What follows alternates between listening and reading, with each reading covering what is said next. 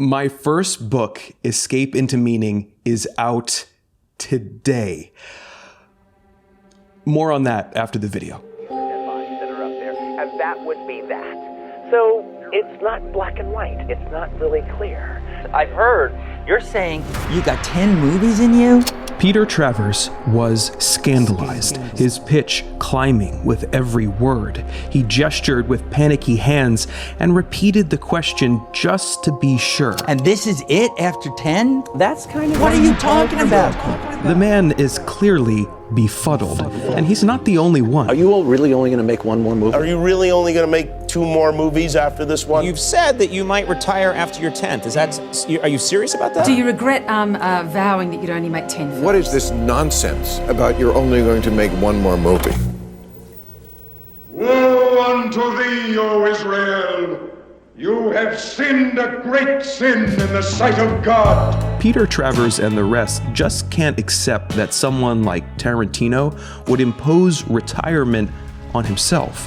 While he's still relatively young, still in fighting shape, while he has the kind of creative freedom few filmmakers ever enjoy. It goes against a basic rule of success in Hollywood.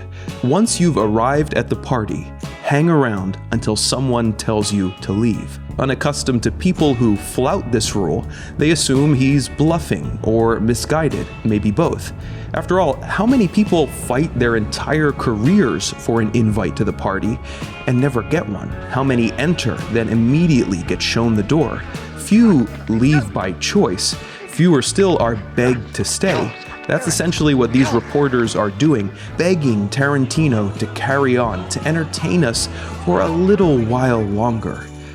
Must be one hell of an ego boost. What have I left undone? Now, while I'm sure Tarantino loves to hear talk show hosts plead for more, he has better reasons for early retirement. I like the idea that there is an umbilical cord connected to my first film all the way to my last, and then that is the body of work, because I am about my filmography.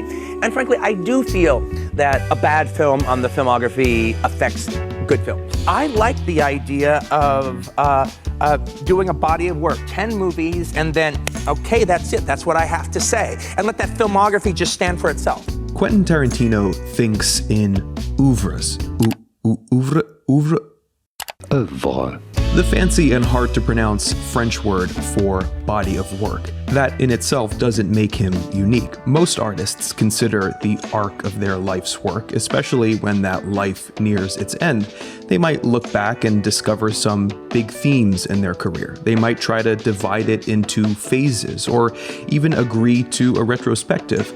It's natural to think about legacy, and the most lasting legacies usually come from oeuvres, not single works. Shakespeare, Picasso, the Beatles, Beyonce, Dickens, Hitchcock, Morrison, Miyazaki.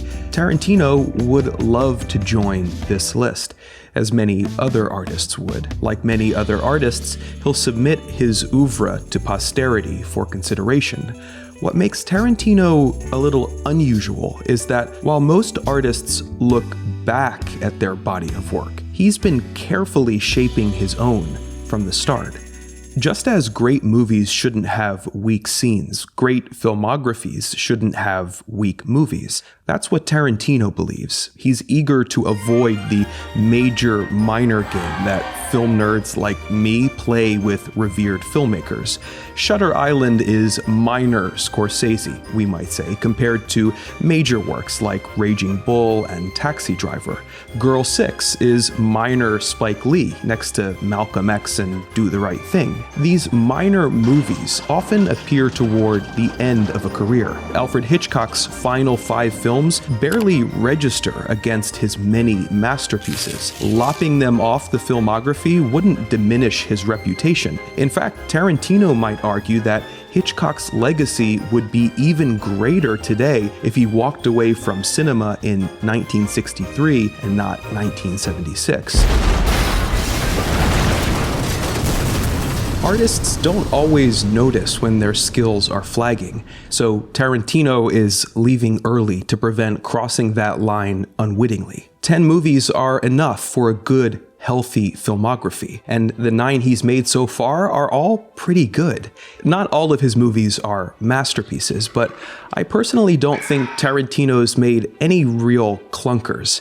That's my opinion, of course. You're welcome to disagree, something film nerds love to do. You might not be a fan of Tarantino or my opinion of him, but for the purposes of this essay, you don't have to be.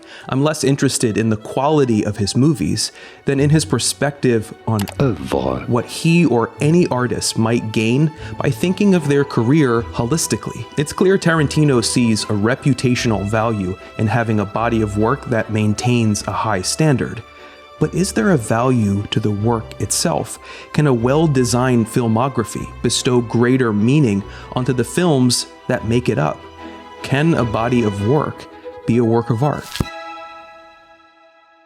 Now, that was just the first part of a 3-part or 3-chapter essay in my new book. The essay is called Thinking in Oeuvres, and in chapters 2 and 3, I answer that question: can a body of work be a work of art, and how?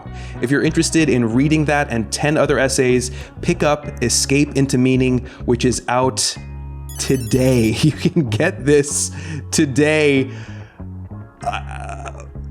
2 years of writing and revising and editing and designing and promoting, and it's finally here. I am at a loss for word. All my words are in there. I have no more words. So you can find the link in the description below. You can get it at Barnes & Noble or order it to your local bookseller. Thank you guys so much. It's here. Wow. This episode was brought to you by Squarespace. If you don't know, you can use Squarespace to make websites for anything you might need. Want to make a site for your video content? Well, you can upload your video library directly to Squarespace and even sell access to that content. Or you can use the Squarespace Video Studio app to make pro-level videos within Squarespace and host your content on beautiful pages designed with their easy-to-use blogging tools. Basically, a Squarespace site is going to make whatever you're sharing or selling look professional, and that's going to help you get the word out, whatever that word actually is. Head over to squarespace.com for a free trial, and when you're ready to launch, go to squarespace.com/nerdwriter for 10% off your first purchase. Thanks again, guys. See you next time.